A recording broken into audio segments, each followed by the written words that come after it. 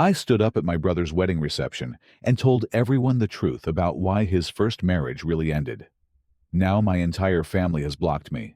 My parents are threatening to write me out of their will, and my brother's new wife is considering an annulment. I need to know if I actually crossed a line here, or if they're all just mad that someone finally said what needed to be said. Before you judge me too harshly, let me ask you to hit that subscribe button for Who's the Villain? AITA, and drop a like if you're ready for this wild ride. Also, drop a comment telling me what city you're watching from. I'm genuinely curious how far this story is reaching. Okay, so I need to give you the full context here because this isn't just about one moment at a wedding. This goes back years. And honestly, I think that's what makes my family so furious. I didn't just spill some random secret. I exposed something they'd all been collectively lying about for almost a decade. I'm Marcus, 34 years old. My brother Ryan is 37. We grew up pretty close, typical brother stuff. We fought over video games, competed in sports, but generally had each other's backs. Our parents, David, 64, and Patricia, 62, always made it clear that family loyalty was everything. Like, everything. My mom has this saying she's repeated our whole lives. Blood is thicker than water, and family secrets stay in the family. I'm sure you can see where this is going. So here's the background everyone needs to understand. When Ryan was 26, he married his college girlfriend, Amanda. She was honestly amazing, kind, funny, had a great job as a pediatric nurse, and our whole family adored her. They seemed perfect together. They bought a house, got a dog. We're talking about kids. The whole picture-perfect life thing. Then, when Ryan was 28, and they'd been married for about 2 years, Amanda filed for divorce out of nowhere. And I mean nowhere. One day they seemed fine. The next day she was moving out and lawyering up. The divorce was finalized in less than 6 months, which if you know anything about divorces, that's pretty damn fast. Usually means someone wants out badly enough to not fight over anything. Here's what Ryan told everyone, and I mean everyone. Friends, extended family, co-workers, even Amanda's own parents. Amanda had cheated on him with a doctor she worked with at the hospital. He played the devastated, betrayed husband perfectly.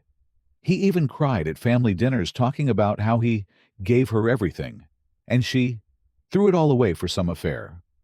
My parents rallied around him hard. My mom literally stopped speaking to Amanda's mother, who she'd been friends with for years. The narrative was set in stone. Amanda was the cheater. Ryan was the victim. Amanda never defended herself publicly. She never contradicted his story. She just disappeared from our lives, changed her number, moved to a different city about 3 hours away, deleted all her social media. At the time, I thought it was because she was ashamed. Guilty people run, right? That's what Ryan kept saying, and it made sense to everyone. I believed this story completely for 6 years. 6 years of thinking my brother's ex-wife was a terrible person who destroyed his life. 6 years of supporting him through his healing process and his various relationships afterward. 6 years of my brother being the golden child who persevered through betrayal. Now, fast forward to last year. I was at a medical conference in Chicago for work. I'm a pharmaceutical sales rep, so I go to these things pretty regularly.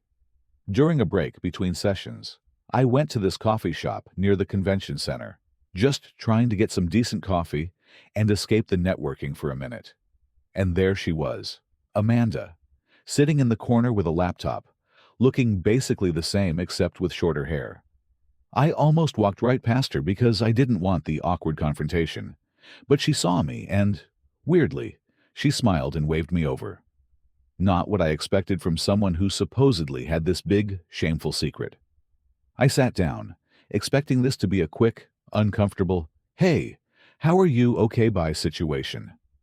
Instead, Amanda asked how I was doing, asked about my parents, which shocked me, and seemed genuinely warm. No guilt, No shame, no defensiveness. Then she said something that made my stomach drop. "I'm glad you seem to be doing well, Marcus. I always liked you. I'm sorry about what Ryan put you all through. I hope he's found some peace." What Ryan put us through? I asked her what she meant, probably with a pretty confused look on my face. And she just stared at me for a long moment before saying, "He never told you the truth, did he?" That's when everything I thought I knew shattered into a million pieces. Amanda told me she never cheated. Not even close. She said she filed for divorce because she came home early from a work shift one day. She'd traded shifts with another nurse and found Ryan in their bed with someone. And not just someone. Her younger sister, Katie. Katie was 22 at the time. They'd apparently been having an affair for almost 8 months. I literally felt sick. I sat there in that coffee shop, trying to process this, and Amanda just calmly told me the whole story, like she'd been waiting years to tell someone. She said when she confronted them, Ryan immediately started crying and begging, but Katie just got defensive. Within 2 days, Ryan had somehow convinced his and Amanda's parents that Amanda was unstable and making up wild accusations because she was actually the one having an affair. He got ahead of the narrative so fast that by the time Amanda tried to tell people the truth, everyone already believed Ryan's version. Amanda said she had a choice: drag her little sister through the mud publicly, destroy what was left of her relationship with her own parents who believed Ryan, and fight an ugly public battle.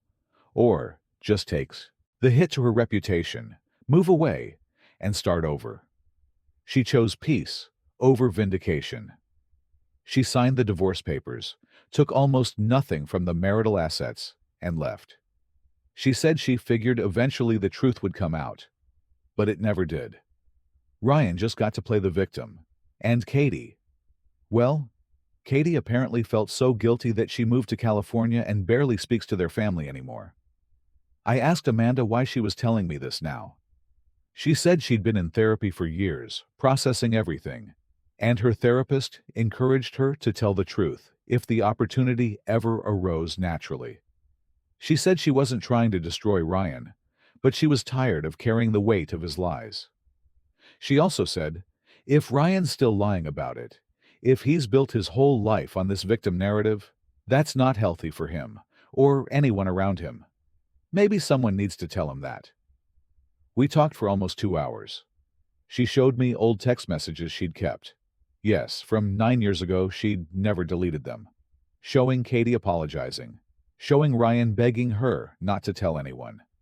She showed me the divorce settlement, where she took barely anything despite being entitled to half. She even showed me a letter her own mother had sent her years later, after Katie finally confessed to their parents, apologizing for not believing her. But by then, Amanda had already moved on.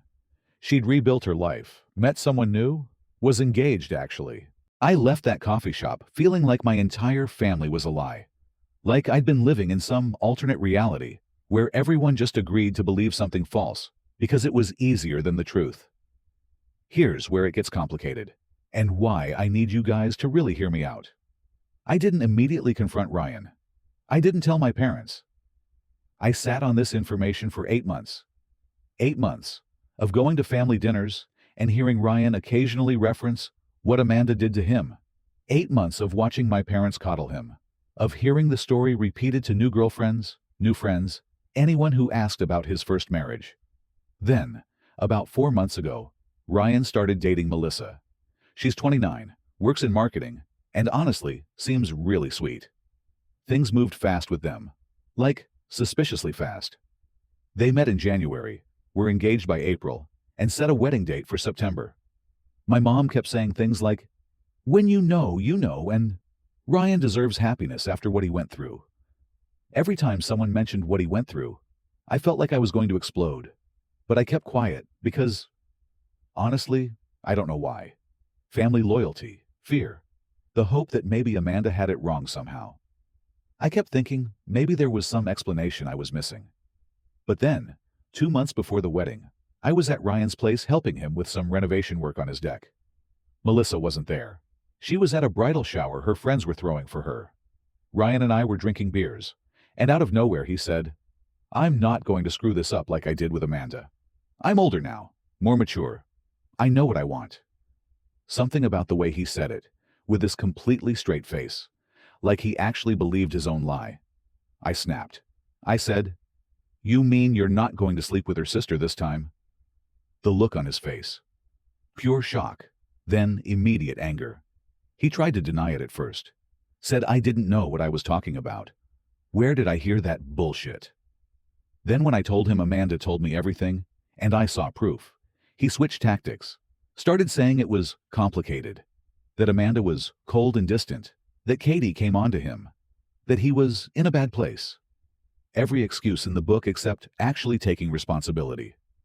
I asked him point blank, "Does Melissa know the truth?"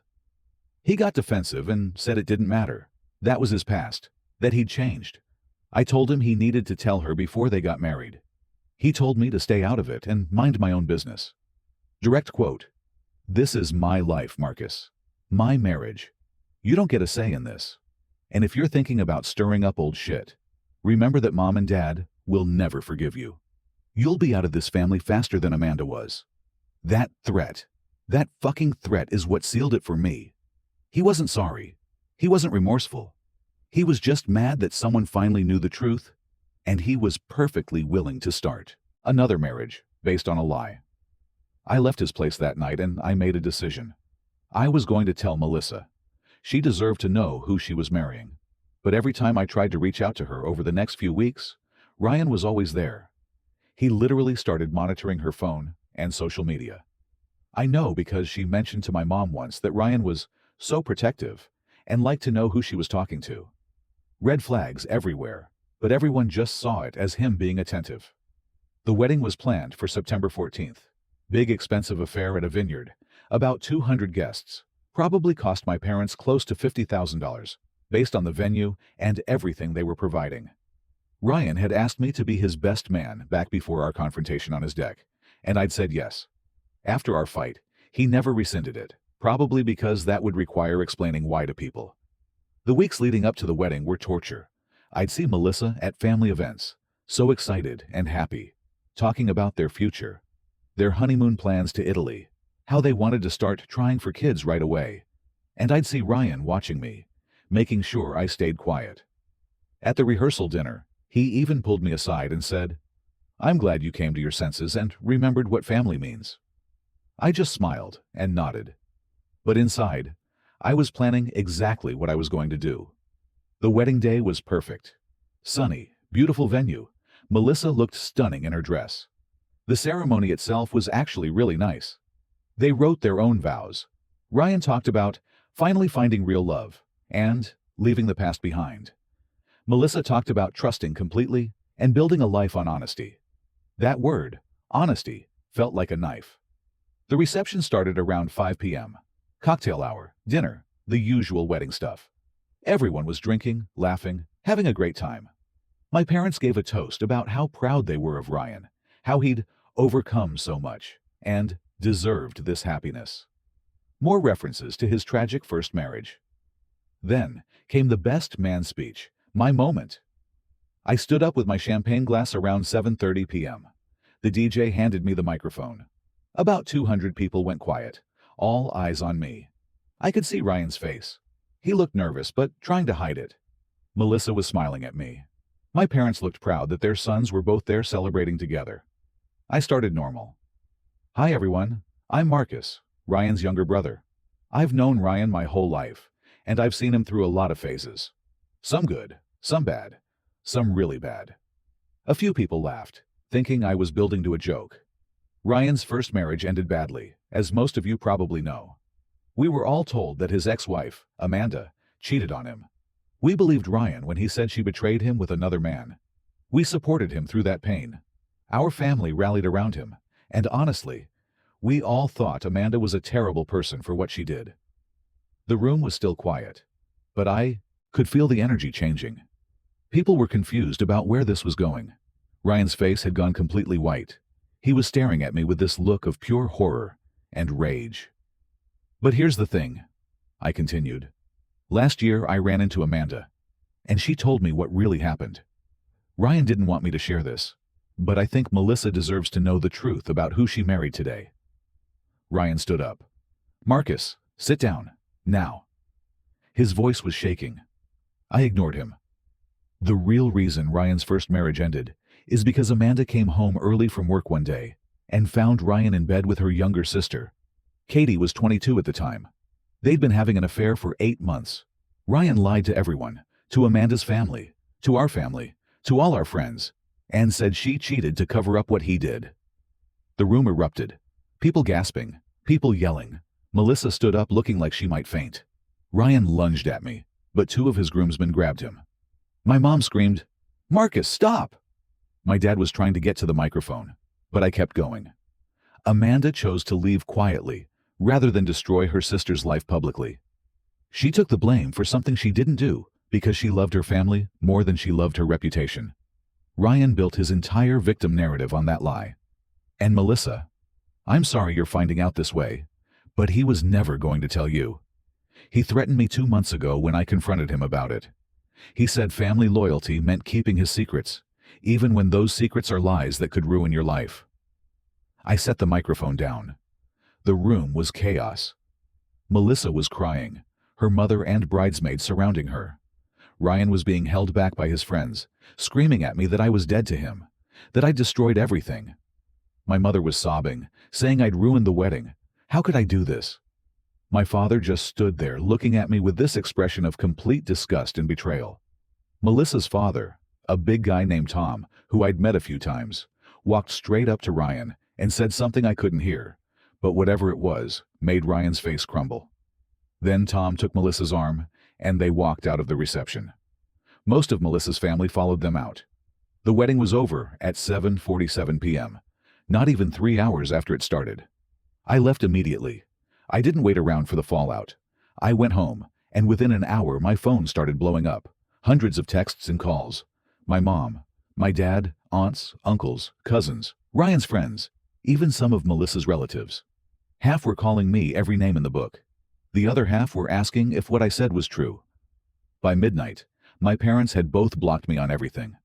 Ryan sent me one text before blocking me. "You're not my brother anymore.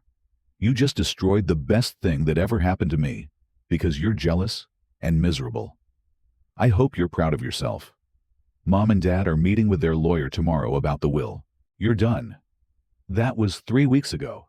Since then, I've been completely cut off from my family. My parents won't respond to anything. Ryan obviously wants nothing to do with me. I've heard through a mutual friend that Melissa did not go on the honeymoon and is staying with her parents. She's apparently consulting with a lawyer about annulment options. Ryan is telling everyone who will listen that I made the whole thing up because I've always been jealous of him. But here's the thing. Some people are supporting me. I reached back out to Amanda and told her what happened. She sent me copies of those text messages and her divorce settlement, and I've been forwarding them to family members who are willing to listen. A few cousins have reached out saying they always thought Ryan's story seemed off. Melissa's maid of honor actually contacted me and thanked me, said she had weird feelings about Ryan, but couldn't pinpoint why. My parents did exactly what Ryan said. They've started the process of writing me out of their will. I'm talking about probably a $400,000 inheritance split between me and Ryan that I'm now losing. They sent me a letter through their lawyer stating that I breached family trust in an unforgivable manner and caused irreparable harm through malicious actions. The letter specifically said, I'm no longer welcome at family events, holidays, or their home. I've lost my entire immediate family over this, every single one of them. But I keep coming back to the same thought. Melissa was about to marry someone who is perfectly comfortable lying about something that massive. Ryan showed no remorse, no growth, no honesty. He was going to start a whole marriage on the foundation of lies about his character, and everyone in my family was going to help him do it. Part of me wonders if I should have just told Melissa privately, or told her before the wedding, somehow found a way. But honestly, I tried that, and Ryan made it impossible. And another part of me thinks the public nature of it was necessary, because Ryan has spent 9 years manipulating the narrative so successfully that a private conversation wouldn't have worked. He would have just convinced Melissa I was lying or crazy, the same way he convinced everyone about Amanda. But the consequences are real, and they're devastating. I'm 34 years old and I just lost my parents, my brother, most of my extended family, and a significant inheritance. My mom's last text to me before blocking said, "You chose to destroy this family. Live with that choice alone." Those words have been echoing in my head for 3 weeks straight. Some of my friends think I'm a hero. Some think I'm absolutely insane and should have stayed out of it. My girlfriend of 2 years, Jenny, is torn. She thinks what Ryan did was horrible, but she also thinks the way I handled it was nuclear, and she's not sure she can be with someone who would blow up a wedding like that. We've been fighting about it constantly, and she said she needs space to think about our relationship. So that's where I am. I exposed my brother's 9-year-old lie at his wedding reception, in front of 200 people. I potentially saved his new wife from a marriage built on deception, but I destroyed my own family relationships, my inheritance, and possibly my romantic relationship in the process. The question that keeps me up at night is, did I do the right thing? Was there a better way? Did I cross a line that should never be crossed? Or did I do what needed to be done when someone was about to make a major life decision based on lies? I genuinely don't know anymore, and I need honest opinions here because everyone in my real life is too close to this to be objective. Okay, so I need to give you guys an update, because the situation has gone from bad to absolutely catastrophic in ways I never could have predicted. If you thought the wedding speech was the end of this drama, you have no idea what's been happening behind the scenes.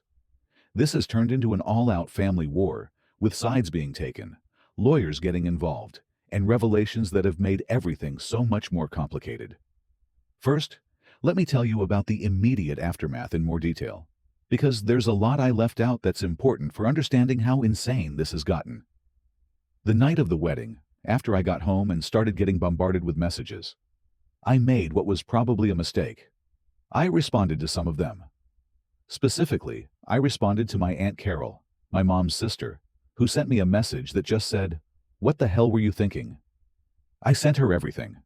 Screenshots of my conversation with Amanda, copies of the text messages Amanda had shown me from 9 years ago, a copy of the divorce settlement showing Amanda took almost nothing. I sent her a 4-paragraph explanation of exactly why I did what I did. Within 3 hours, Aunt Carol had forwarded everything to at least a dozen family members. By the next morning, the family text chain, the one with like 30 people in it that we use for organizing holidays and birthdays, had exploded into absolute chaos. My mom had kicked me out of the group, but people were screenshotting the conversation and sending it to me. Here's how it broke down. My mom's side of the family was pretty split.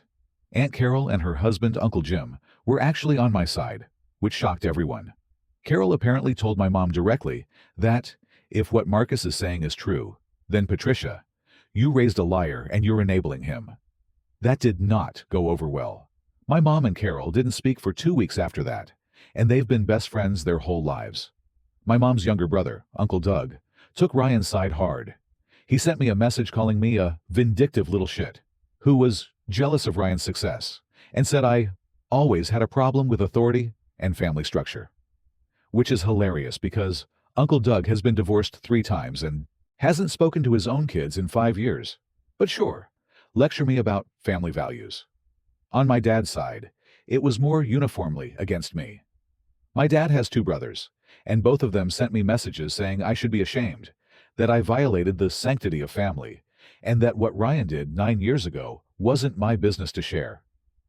My dad's younger brother, Uncle Pete, actually said in a message, "Even if it's true, you don't air dirty laundry in public. You protect your brother. That's what men do." The toxic masculinity was really jumping out with that one. But here's where it gets interesting. 3 days after the wedding, I got a call from an unknown number. It was Katie. Yes, that Katie. Amanda's younger sister, the one Ryan had the affair with. She's 31 now, living in San Diego, and apparently someone had told her what happened at the wedding. She was crying on the phone, like genuinely sobbing. She said she'd been carrying the guilt of what happened for 9 years, and had been in therapy for most of that time. She told me that she was actually relieved someone finally told the truth, because the secret had been eating her alive. She said she'd tried to come clean so many times, but Ryan had threatened her. Said if she ever told anyone, he'd make sure everyone knew she seduced him and destroy her reputation. Katie told me things I didn't know, like how Ryan didn't just have an affair with her. He actively pursued her when she was in a vulnerable place. She just dropped out of college, was dealing with depression, and was living with Ryan and Amanda temporarily while she figured out her life. Ryan apparently started small. Compliments, attention, making her feel special when Amanda was at work. Then it escalated. Katie said she knew it was wrong, but she was 22 and stupid, and thought she was in love with him. She also told me that after Amanda discovered them, Ryan threatened Katie too. He told her that if she admitted to the affair, he'd tell their parents that Katie had been stealing money from Amanda's purse and had a drug problem. Both complete lies. Katie was so scared of being disowned by her family that she went along with whatever Ryan said. It was only 3 years later that the guilt became too much, and she finally confessed to her parents. They believed her, apologized to Amanda, but by then, the damage was done. Katie asked me if there was anything she could do to help. She said she'd be willing to make a statement, talk to Melissa, whatever I needed. I told her I'd think about it. Honestly, I wasn't sure if bringing her into this more would help or make things worse. Then, about a week after the wedding, I got contacted by Melissa directly. She sent me a Facebook message request. We weren't friends on social media, but she found me. The message just said, "I need to talk to you. Can we meet in person?" We met at a Starbucks about halfway between where she's staying with her parents and my place. She looked exhausted, like she hadn't slept in days. She was wearing sweatpants and a hoodie, no makeup, hair in a messy bun. Completely different from the put-together person I'd seen at family events. She sat down, and the first thing she said was, "Is it true? All of it?" I showed her everything. The text messages, Amanda's divorce settlement, everything. She read through it all with tears streaming down her face. Then she told me her side of what's been happening since the wedding. Apparently, Ryan has been trying desperately to convince her that I made everything up. He showed up at her parents' house the day after the wedding, with flowers, and this whole speech about how I've always been jealous of him, how I have mental health issues. I don't. And how he thinks I might have even fabricated the text messages. He swore on his life that he never cheated on Amanda, that this was all a conspiracy to ruin his happiness. Melissa's parents didn't buy it. Her dad, Tom, apparently told Ryan to leave and not come back until he got his story straight. But Ryan kept trying, showing up at her work, sending dozens of texts and calls, even getting my parents to call Melissa's parents to vouch for him. My mom actually called Melissa's mom and said I was troubled and had always had a strained relationship with Ryan, and that the family was dealing with my mental breakdown. That one actually made me angry enough to do something I probably shouldn't have. I called my mom from a different number. She'd blocked mine. When she answered, I told her if she continued to tell people I had mental health issues when I don't, I'd consider it slander and talk to a lawyer. She hung up immediately, but apparently it worked, because Melissa said the calls from my parents stopped after that. Melissa told me she believes me completely. She said even before the wedding, there were red flags she ignored. Ryan was overly controlling about her phone and social media. He'd get weird and defensive whenever she asked about his past. He rushed the wedding timeline, which she thought was romantic, but now realizes might have been him trying to lock her down before she found out the truth. She said her maid of honor, Jess, had even told her a few weeks before the wedding that Ryan gave her bad vibes, but Melissa dismissed it as Jess being overprotective. Then, Melissa told me something that made my blood run cold. She said, "Marcus, I need to tell you something, and I need you to not judge me." She went on to explain that about a month before the wedding, she'd caught Ryan in a lie. A small one. He said he was at a work conference in Atlanta, but she saw a charge on their joint credit card. They'd just opened one for wedding expenses, from a bar in our hometown. When she asked him about it, he got really defensive and said it must have been fraud, that someone must have stolen his card info. But the charge had gone through with his PIN number. Melissa let it go because she didn't want to be that girl who didn't trust her fiancé. But she said It's been nagging at her ever since. Now she's wondering what else he's lied about. She asked me, point blank, "Do you think he could be cheating on me too?" I told her honestly that I didn't know, but that someone who can lie that easily about something as big as his first marriage could probably lie about anything. She nodded, like she'd already known that answer. Melissa told me she's definitely getting the marriage annulled. Her lawyer said it's pretty straightforward, since they haven't even consummated the marriage.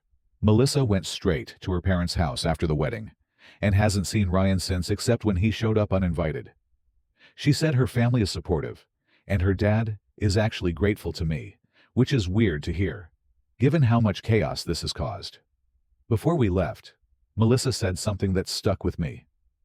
"I'm so angry at you for the way you did this, but I'm more grateful that you did it at all. I would have spent years with someone who isn't who I thought he was. My life would have been based on a lie. So thank you, even though I hate how it happened." That conversation happened about 2 weeks ago. Since then, things have somehow escalated even further. My cousin Jennifer, who's 29 and has always been close to me, decided to do some digging of her own.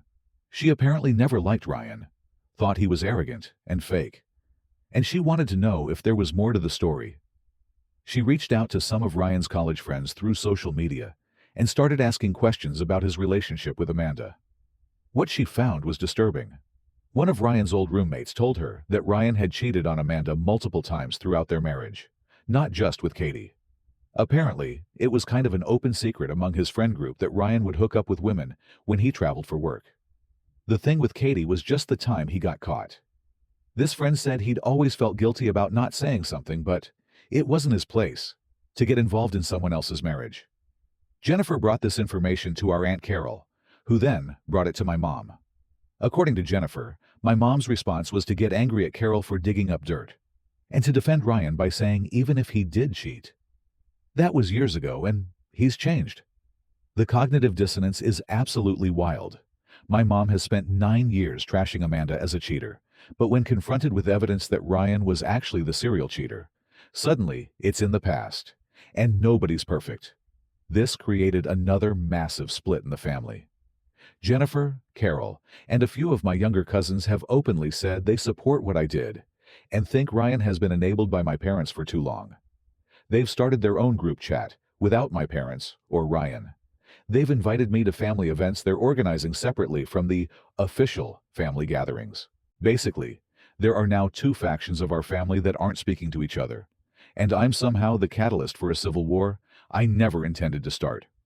Then, about 10 days ago, I got the most unexpected call of my life. It was from Amanda's mother, Diane. I hadn't spoken to her in almost 9 years. She'd cut off contact with our whole family after the divorce, which at the time I thought was her being loyal to Amanda, despite Amanda's supposed cheating. Diane called to thank me. She was crying, saying she'd heard what happened at Ryan's wedding, and that it meant everything to Amanda to finally have someone believe her and speak up for her. She told me that losing her friendship with my mom, they'd been best friends for over 20 years, was one of the hardest things she'd ever gone through. She said my mom had said horrible things to her about Amanda, and Diane had to just take it because Amanda had asked her to let it go. Diane also told me something that made me understand the full scope of how much Ryan had hurt people. She said when Katie finally admitted the truth to her and her husband 3 years after the divorce, it nearly destroyed their family. Katie was suicidal from the guilt. Amanda was angry at her parents for not believing her initially. The family went to therapy together for over a year to repair the damage. And all of that pain, all of that trauma, was because Ryan lied and everyone believed him. She said, "Marcus, what you did took courage. You lost your family standing up for the truth. Amanda lost hers by staying quiet to protect her sister. Sometimes doing the right thing costs us everything." That conversation has been playing in my head on a loop because it really crystallizes the whole dilemma. Doing the right thing has cost me almost everything, but staying silent would have cost Melissa potentially years of her life. Now here's the latest update, as of 3 days ago, and this is the one that's made me question everything all over again. Ryan attempted suicide. I found out because Jennifer called me in a panic. Ryan had apparently sent a group text to several family members saying he couldn't live with what his life had become. and that he was sorry for everything. My parents found him at his apartment. He'd taken a bunch of pills and was unresponsive. They called 911, and he was rushed to the hospital. They pumped his stomach and he survived, but he's currently in a psychiatric hold at the hospital for 72 hours. My mom sent a message through Aunt Carol that basically said, "I hope you're happy. You've destroyed your brother. If he had died, it would have been your fault." And honestly, that message has absolutely gutted me. I've barely slept since I found out. Because here's the thing. I never wanted to hurt Ryan. I wanted to protect Melissa and expose a lie, but I never wanted my brother to want to end his life over this. The guilt is overwhelming. Some people have told me this isn't my fault, that Ryan's mental health crisis is a result of his own actions catching up with him, not my revelation of those actions. My girlfriend Jenny said, "He's feeling the natural consequences of 9 years of lying. That's not on you." But it doesn't feel that simple. Other people have been less kind. I've gotten messages from extended family members saying I drove my brother to attempt suicide and that I have blood on my hands. Uncle Doug sent me a message that just said, "If Ryan dies, you killed him. Remember that." Even some of my friends who initially supported me have started backing away, saying the situation has gotten too heavy and they don't want to be involved. The family is rallying around Ryan now in a way they weren't before. Even Aunt Carol, who was on my side, has softened her stance. She told me, "Marcus, I still think you were right about the lying, but I think maybe the wedding wasn't the right venue. This has gotten out of hand." Jennifer is still supportive, but even she said, "I didn't think it would go this far." Ryan's suicide attempt has effectively made him the victim again in everyone's eyes. The narrative has shifted from Ryan lied about his first marriage to Marcus drove his brother to try to kill himself at his wedding. My parents are using this as proof that I'm the real villain in this story. Melissa reached out to me after she heard about Ryan. She said she feels terrible and is questioning whether pursuing the annulment is the right thing to do, given Ryan's mental state. I told her she shouldn't stay in a marriage out of pity or guilt, but I could hear in her voice that she's wavering. She said her parents are pressuring her to just let it go and move on quietly without the annulment drama, because they don't want to be seen as kicking someone when they're down. The lawyer situation with my parents has also progressed. I received official documentation that I'm being removed from their will entirely. Everything will go to Ryan. The letter from their lawyer included a paragraph stating that my malicious and calculated attack on Ryan at his wedding, combined with my continued harassment of family members, I'm assuming they mean my phone call to my mom, has led them to conclude I'm not fit to be part of their legacy. That's about $400,000 I'm losing, plus whatever personal items or family heirlooms I would have received. My relationship with Jenny is also on the rocks. 2 days ago, she told me she needs to take a break from us. She said, "I care about you, but this situation is too much. Every day there's new drama, new fallout, and I feel like I'm dating someone who's in the middle of a war zone. I can't handle the stress of it. We've been together for 2 years, and we're talking about moving in together before all of this happened. Now she's staying at her sister's place, and we're taking space. I've also been having physical symptoms from the stress. I've lost about 15 pounds in 3 weeks, because I can barely eat. I'm not sleeping well, maybe 3 or 4 hours a night. I had a panic attack at work last week and had to leave early. My boss pulled me aside yesterday and asked if everything was okay, because my performance has been noticeably off. I haven't told anyone at work what's happening, because how do you even explain this? The isolation is the worst part. I've gone from having a big extended family with regular gatherings and group chats and constant communication to having basically just Jennifer and Aunt Carol who will talk to me. And even they're keeping their distance a bit now because of Ryan's suicide attempt. Holidays are coming up. Thanksgiving is in 2 months, and I have no idea where I'll be. I'm not invited to my parents' house, obviously. Jennifer said I could come to her place, but I know that would cause drama with other family members. Katie reached out again after hearing about Ryan's suicide attempt. She's feeling guilty too, wondering if she should have just kept everything secret forever. She said, "Maybe some truths are better left buried if this is what happens when they come out." But then she also said, "But Melissa deserved to know. I just wish there had been a way to tell her that didn't result in all of this. That's the question I keep coming back to. Was there a better way? Should I have found a way to tell Melissa privately, even though Ryan made that nearly impossible? Should I have told her before they got engaged, and I had more time to figure out an approach? Should I have just stayed out of it entirely and let Melissa figure it out on her own eventually, if she ever did? Or, and this is the thought that keeps me up at night, did I do this less out of noble intentions to protect Melissa and more out of anger at Ryan? Was I punishing him for lying all these years? Was I trying to get revenge for him threatening me? Did I subconsciously want to blow up his life the way he'd blown up Amanda's? I've started seeing a therapist myself because I genuinely can't process all of this alone. My first appointment was yesterday. The therapist asked me what outcome I'd hoped for when I gave that speech.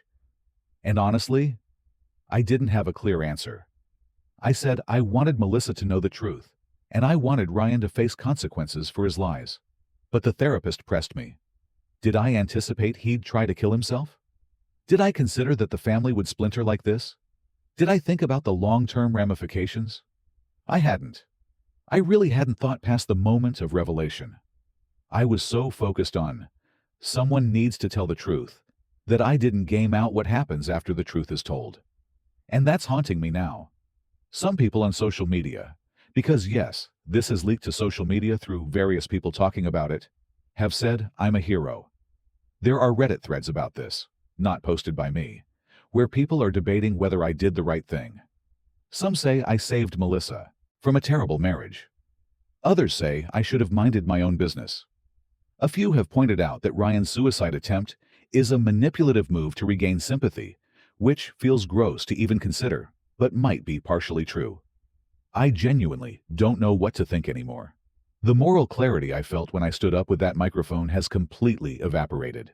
I'm left with a brother in psychiatric hold, parents who've disowned me, a potential inheritance gone, a girlfriend who might be done with me, a fractured extended family, and guilt that feels like it's crushing my chest every day. Tomorrow, Ryan is supposed to be released from the psychiatric hold. I don't know what happens after that. I don't know if he'll reach out to me. Probably not. I don't know if my parents will use this as further ammunition against me. Probably yes. I don't know if Melissa will go through with the annulment, or if she'll stay with him out of sympathy. Honestly, could go either way. What I do know is that I'm sitting here in my apartment, alone, wondering if telling the truth was worth destroying my entire life over. Wondering if there's a version of this where everyone could have been okay. Wondering if I'm the villain everyone says I am now, or if I'm just someone who made a hard choice and is living with consequences I didn't fully anticipate. The question I need you all to really consider is, at what point does telling the truth become more harmful than the lie itself? And if the truth causes this much destruction, was it still the right thing to tell? I don't have the answer anymore. I really don't. Okay, this is the final update, and I honestly never thought things would end up where they have. The last month has been the most emotionally exhausting period of my entire life, and the resolution, if you can even call it that, isn't what anyone would have predicted. There have been revelations that completely changed my understanding of the situation, confrontations that needed to happen, and an outcome that's left me feeling a complicated mix of vindication, grief, and exhaustion. Let me start with what happened immediately after Ryan was released from the psychiatric hold, because that's where everything started to unravel in a completely different direction. Ryan came home from the hospital on a Thursday afternoon. My parents picked him up and took him to their house, where he'd apparently be staying for a while since he couldn't be alone. I found this out through Jennifer, who heard it from our Aunt Carol. I wasn't invited, obviously, and honestly, I wasn't sure I'd have gone even if I was. The guilt over his suicide attempt was still eating me alive. But then, that same evening, I got a text from an unknown number. It said, "This is Ryan. I need to talk to you, alone, tomorrow. I'll come to your place at 2 p.m. Please don't tell anyone." I stared at that message for probably 10 minutes, trying to figure out if it was real or some kind of trap. Part of me thought maybe he wanted to confront me in person, or worse, hurt me. But another part of me desperately wanted closure, wanted to understand what was going through his head. So I responded, "Okay, I'll be here." I didn't sleep at all that night. I kept playing out scenarios in my head. Would he yell at me? Would he break down? Would he try to physically attack me? I even told Jennifer where I'd be and what time, just in case something went wrong. She offered to be there with me, but I told her Ryan had asked for it to be alone. Friday at 2 p.m., my doorbell rang. I opened it to find Ryan standing there, and honestly, he looked terrible. He'd lost weight, had dark circles under his eyes, and looked like he'd aged 5 years in 3 weeks. He was wearing sweatpants and a hoodie, hands shoved in his pockets, staring at the ground. "Can I come in?" he asked quietly. His voice was hoarse, like he'd been crying, or screaming, or both. I let him in, and we sat in my living room in this incredibly uncomfortable silence, for what felt like forever, but was probably only about a minute. Then Ryan started talking, and what he said completely blindsided me. "You were right to do what you did," he said, not looking at me. "At the wedding. You were right." I just stared at him, not sure I'd heard correctly. He continued, "I've been lying for so long that I started to believe my own bullshit. I convinced myself that what happened with Amanda was somehow her fault, that I was the victim. I rewrote history in my head so many times that the lie became my reality, and I was about to do the same thing to Melissa, trap her in a marriage with someone who isn't who she thinks I am." Ryan finally looked up at me, and I could see tears in his eyes. "When I took those pills, it wasn't because of what you did. It was because for the first time in 9 years, I had to actually face what I am, and I couldn't handle it. I'm a coward, Marcus. I've always been a coward." He told me everything, and I mean everything. Things I didn't know, things I wish I didn't know. The affair with Katie wasn't his first. He'd been cheating on Amanda almost from the beginning of their marriage. Random hookups when he traveled for work, a few ongoing things with women in other cities. Katie was just the first time he got caught. And when he did get caught, his immediate instinct wasn't remorse. It was self-preservation. He said he spent those 2 days before Amanda filed for divorce coaching Katie on what to say and crafting his victim narrative. He'd actually practiced his crying and his betrayed husband speech in the mirror. After the divorce, Ryan said he felt powerful. He'd successfully manipulated everyone, his parents, his friends, Amanda's own family, into believing his version of events. He said it became like a drug, knowing he could control narratives and make people see him how he wanted to be seen. Every relationship after Amanda followed the same pattern. He'd be charming and attentive at first, then controlling and manipulative. Then he'd cheat when things got comfortable, and if he ever got caught, he'd have an exit strategy ready. With Melissa, he said he thought he could finally be different. He'd convinced himself he'd matured and was ready to be faithful. But even as he said his wedding vows, he knew he was lying. He'd already cheated on Melissa twice during their engagement, once during that work conference in Atlanta that Melissa had questioned him about, and once with a woman he met at his bachelor party in Vegas. Ryan looked at me with this expression of complete self-loathing and said, "You didn't ruin my wedding, Marcus.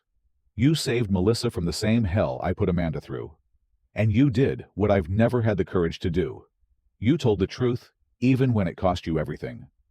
I asked him why he was telling me all this now. He said his therapist in the hospital, they'd assigned him one as part of his psychiatric hold, had told him that his suicide attempt was his subconscious trying to kill the false version of himself he'd been maintaining. The therapist said, until he could be honest about who he really was, he'd never be able to actually heal or change. So this conversation was part of that, owning his actions, apologizing to the people he'd hurt, and trying to rebuild himself from the ground up as an actually honest person. "I need to tell Mom and Dad the truth," Ryan said, "the real truth, about all of it. And I need to tell them you were right, that they've been enabling me and attacking you for doing what they should have done years ago, holding me accountable." I asked him if he was serious, if he was actually going to tell our parents everything. He nodded and said, "I'm terrified, but I have to. I can't live with this anymore. The lies almost killed me, literally." Before he left, Ryan did something I never expected. He hugged me, just grabbed me, and held on for a long moment, and I could feel him shaking. He whispered, "I'm sorry. For everything. For lying. For threatening you. for turning the family against you. You're a better man than I've ever been." Then he left, and I just sat there in shock for the next hour trying to process what had just happened. 2 days later, on Sunday, Ryan called a family meeting at our parents' house. He told everyone they needed to be there: Mom, Dad, Aunt Carol, Uncle Doug, basically all the core family members who'd been involved in the drama.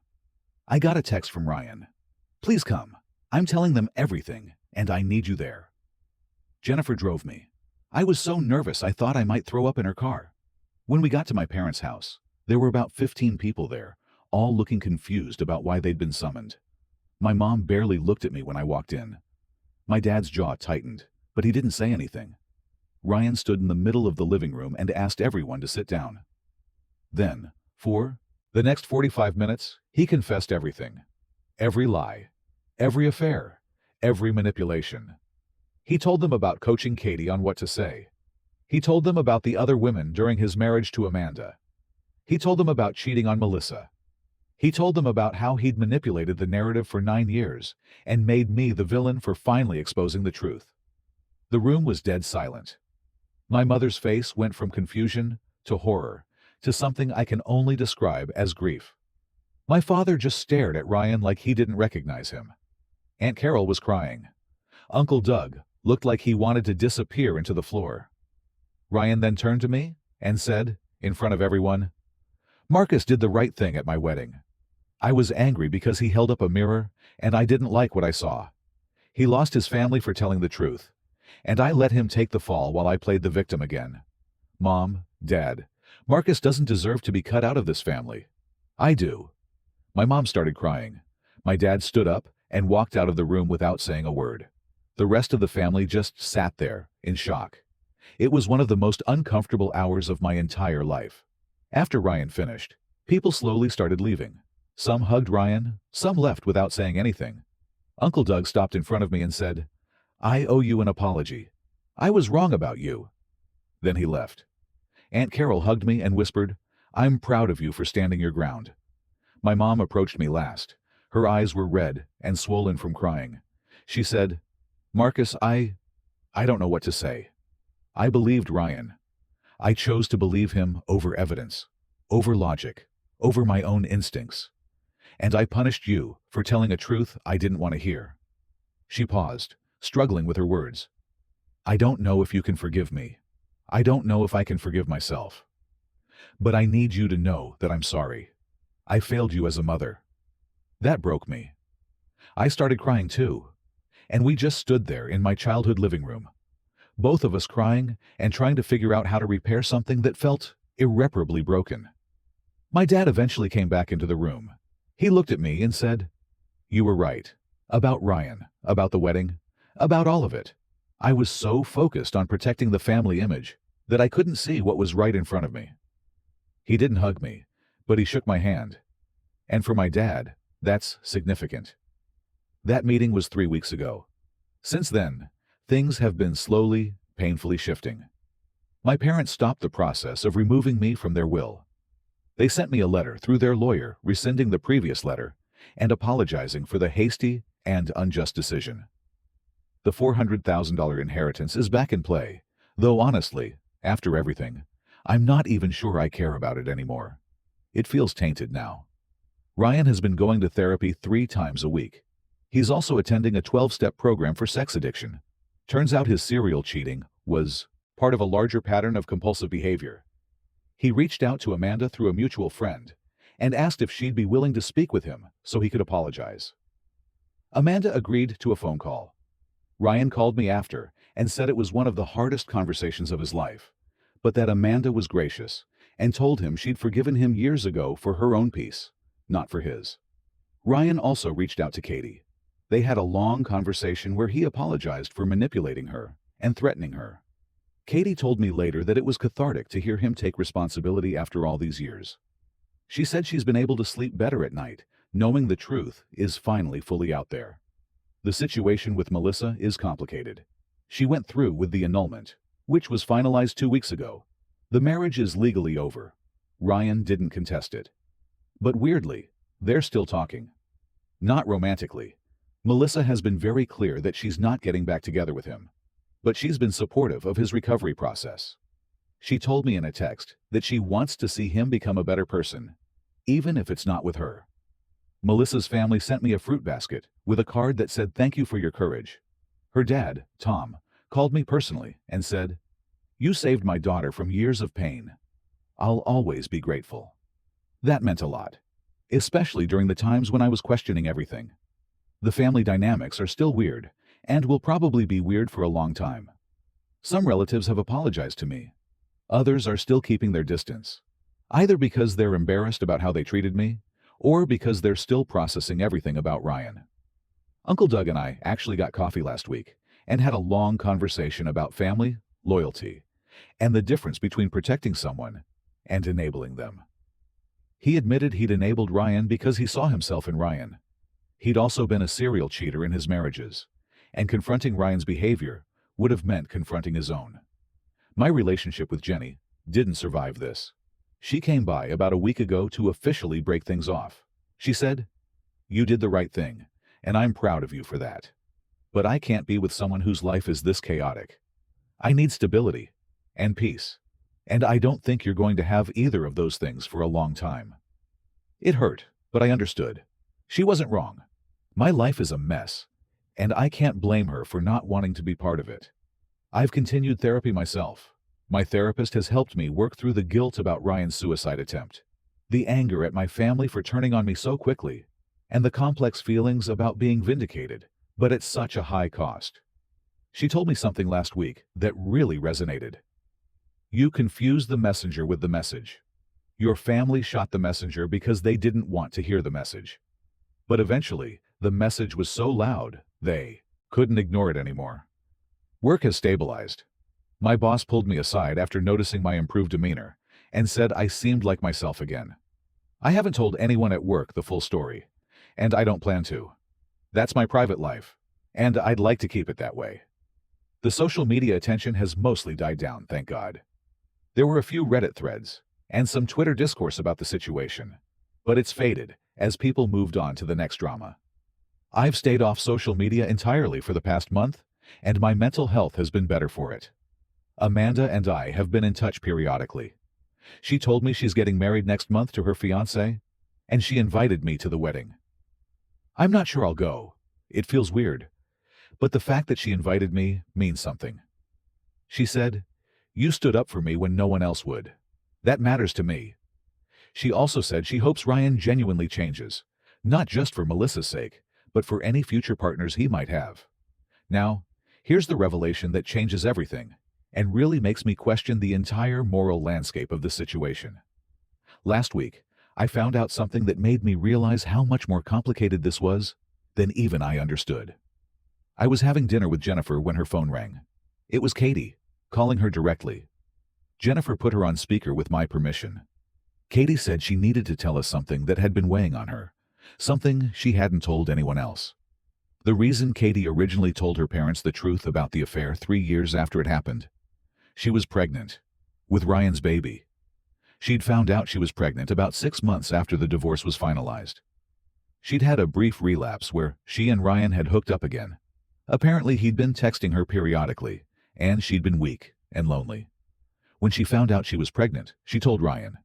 His response was to give her $5,000 cash and tell her to take care of it and never contact him again. If she didn't, he'd tell everyone she was trying to trap him with a fake pregnancy. Katie had an abortion, alone, at 23 years old, with no support system, because she couldn't tell her family without revealing the original affair.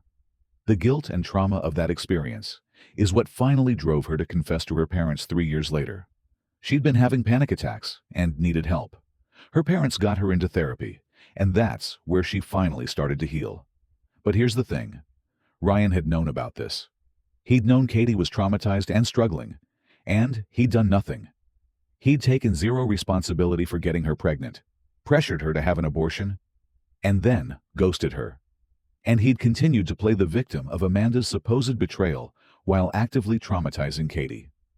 When Katie finished telling us this, she said, "I'm telling you because Ryan's been talking about making amends and becoming a better person. And I believe people can change. But I also think people need to know the full extent of the damage before they decide if someone deserves forgiveness. Ryan didn't just lie about an affair. He abandoned me when I needed him most, and left me to deal with one of the most traumatic experiences of my life alone. This information has been sitting with me for a week, and I don't know what to do with it. Part of me wants to confront Ryan about it. Part of me thinks Katie should be the one to tell him if she wants him to know she's disclosed this. Part of me wonders if this changes anything about whether he's genuinely changing or just performing change because he got caught. I haven't told my parents. I haven't told Ryan I know. Katie asked me not to share it unless she decides she wants it shared more widely. She said she told me and Jennifer because she trusts us, but she's not ready for it to become family knowledge yet. This revelation has made me realize that the truth is even more complicated than I thought. When I stood up at that wedding, I thought I was exposing one lie about one affair. But I was actually pulling on a thread that unraveled years of lies, manipulation, trauma, and pain that affected multiple people in ways I'm still discovering. So here's where I'm at now. 5 weeks after the wedding speech that changed everything. My relationship with my parents is tentatively rebuilding, but it's fragile. We're having weekly dinners, but there's a wariness between us that might never fully go away. My mom is trying really hard to make amends, but I can tell she's struggling with guilt. My dad is doing what he does, being pragmatic and moving forward, but I know he's deeply disappointed in Ryan, and maybe in himself for enabling him. Ryan is in active recovery and seems genuinely committed to changing. But I now know things about him that make me question if he can ever fully repair the damage he's done. Can someone who pressured a 23-year-old to have an abortion and then abandoned her really become a good person? I want to believe in redemption and second chances, but I'm struggling with whether some actions are too severe for forgiveness. My extended family is still split, but less dramatically than before. Most people have acknowledged I was right to expose Ryan, even if they still think the wedding was the wrong venue. Aunt Carol and Jennifer are fully back in my corner. Uncle Doug is trying to make amends. Others are keeping a polite distance, which I'm honestly fine with. I've lost my relationship with Jenny, which hurts more than I want to admit. She was my stability, my safe place, and this whole situation cost me that. I'm not dating anyone else, and probably won't for a while. I need to focus on healing myself before I can be a good partner to anyone. My career is intact, which is a small miracle. I'm actually up for a promotion at work, and my boss has no idea that my entire life imploded over the past month and a half. Sometimes I wonder if I should tell him, just to explain why I was such a mess for a few weeks. But I think I'd rather leave that door closed. The biggest question remains, did I do the right thing? After everything, the suicide attempt, the family fracture, losing Jenny, the inheritance drama, finding out about Katie's pregnancy and abortion, watching Ryan attempt to change, seeing the ripple effects of truth-telling on everyone involved, I still don't have a clear answer. Here's what I know for sure. Melissa deserved to know who she was marrying. That part, I have zero doubt about. She was about to legally bind herself to someone who had a documented history of lying, cheating, and manipulating, and she had a right to that information before making that commitment. What I'm less sure about is the method. Should I have found a way to tell her privately? Maybe. But I tried, and Ryan blocked every attempt. Would a private conversation have even worked? Or would Ryan have successfully convinced her I was lying? Probably. The public nature of the revelation made it undeniable, but it also made it catastrophic. Did I consider the full consequences? No. I thought about Melissa and about holding Ryan accountable, but I didn't fully game out that he might attempt suicide, that my parents would disown me, that my relationship would fall apart, that the family would splinter into factions. Should I have considered those possibilities? Maybe. But also, should the existence of potential negative consequences stop you from telling the truth? I don't know. Here's the thing that keeps me grounded. Amanda lived for 9 years with everyone thinking she was a cheater. She lost her friends, her community, her relationship with my parents, who she'd known for years.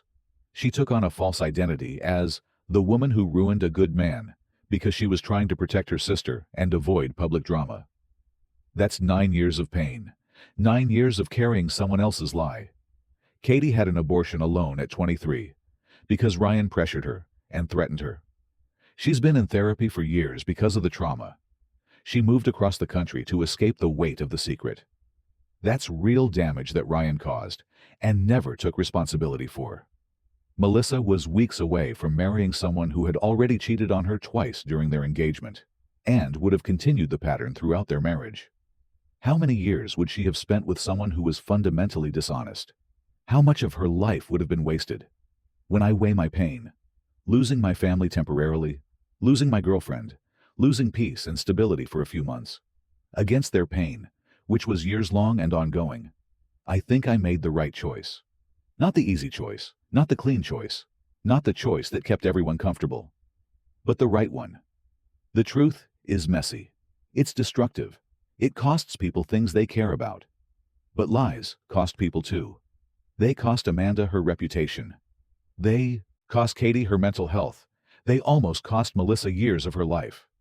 My family was angry at me for disrupting their comfort, but their comfort was built on someone else's pain. I'm not a hero. I don't want anyone to think that.